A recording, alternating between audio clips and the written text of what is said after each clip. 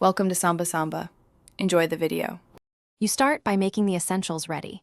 Confirm your Hisense TV is connected to Wi-Fi and you have your Google sign and details. Once done, check for a system update and update the YouTube app. This prevents compatibility issues. Make sure the remote and TV respond.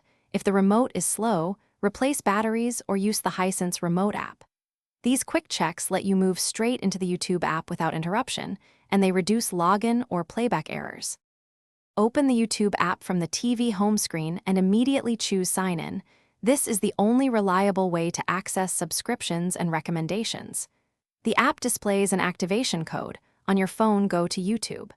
com/activate, enter that code, and pick the Google account you want to link. Once approved, the TV refreshes and shows your library. Make sure syncing completes before you browse, because playlists and watch history populate. Now you can play videos, use voice search or the on-screen keyboard, and control playback with the remote or your phone as a remote.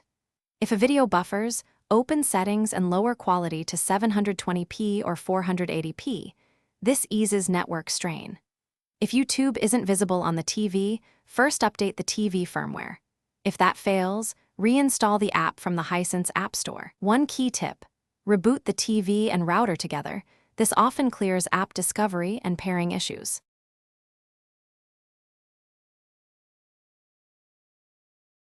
Thanks for watching. Consider subscribing if we helped you.